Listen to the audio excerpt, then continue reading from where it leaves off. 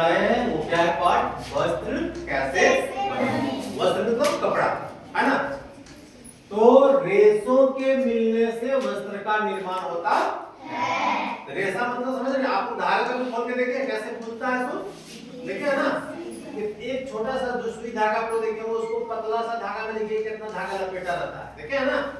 अब stop writing, लिखना बंद करिए, पहले समझ लीजिए, ठीक है? तो रेशों के मिलने से क्या बनता है? वस्त्र बनता है। तो ये रेशा क्या है? तो रेशा का प्रकार है, कितने प्रकार है? दो प्रकार। पहला है प्राकृतिक रेशा, दूसरा है संश्लेषित रेशा, ठीक? तो ये प्राकृतिक किसको कहेंगे और संश्लेषित किसको कहेंगे, ठीक है? ये ध्यान रखेंगे। जो पेड़ पौधे एवं जंतुओं से प्राप्त होते हैं, तो पेड़ पौधा तो प्राकृतिक चीज है, जंतु भी प्राकृतिक चीज है, तो भाई ये पेड़ पौधा से कौन मिलता है और जंतु से कौन रेशा मिलता है? तो देखिए इसको भी हम लोग दो भाग में बांट दिए, पादप रेशा, जांतव रेशा, ठीक? पादप रेशा में जैसे कपास, पटसन, नारियल, आप लोग सबका रस्सी देखे? कपास का रुई देखे आप लोग? अभी मैंने थोड़ा पहले बताया था। पटसन भी आप लोगों को मैंने थोड़ा पहले बताया था कि आपके घर के तरफ देखिएगा उगाया जाता है, अभी मैंने किताब में देख के बताया चित्र। और नारियल का ये भी रस्सी आप लोग देखे हैं, जो भी देखे हो कि जो मिस्त्री लोग काम कर रहा है बाहर में कहीं पर, है ना?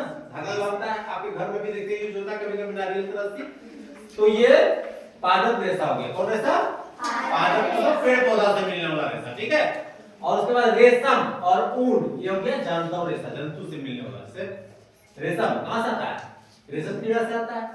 ऊन कहां से आता है? जैसे आपका भेड़ हो गया, बकरी हो गया, है ना? खरगोश नहीं, खरगोश का थ्रोट बाल नहीं होता है, ठीक? ये आपको जितने भी खासकर टुंड्रा प्रदेश, ठंडा प्रदेश का जितने जानवर होते हैं ना, उसके बाल लंबे होते हैं, हाँ? और वैसे जानवरों के बाल से ऊन प्राप्त किया जाता है, ठीक है? अब ये हो गया प्राकृतिक रेशा का वर्णन है, आपका क्लियर? सब लोग समझ गए ना? प्राकृतिक रेशा कितने प्रकार का होता है? दो प्रकार का, पादप और जांतव रेशा, ठीक है ना? और उसके बाद दूसरा जो था संश्लेषित रेशा, तो इसको हम बोलते हैं सिंथेटिक, है ना? ये कहां से आता है? तो विभिन्न प्रकार के रसायनों का उपयोग करके, रसायन मतलब केमिकल, हाँ? तो विभिन्न प्रकार के रसायनों का उपयोग करके तैयार किया गया रेशा को हम लोग क्या कहेंगे? संश्लेषित रेशा। समझ में आ रहा है? आपको समझ में आ रहा है कि नहीं? विभिन्न प्रकार के रसायनों का उपयोग करके, केमिकल, ठीक है, का उपयोग करके जो रेशा तैयार किया जाता है उसको हम बोलेंगे संश्लेषित रेशा। इसमें क्या क्या आता है? नायलॉन, पॉलिस्टर, एक्रेलिक, टेरिलीन, जो कपड़ा के आप पहने हैं वो कौन सा है? पॉलिस्टर है ना? टेरिलीन है ना? जैसे देखो उसका सूट कैसा है? टेरिलीन का है ना?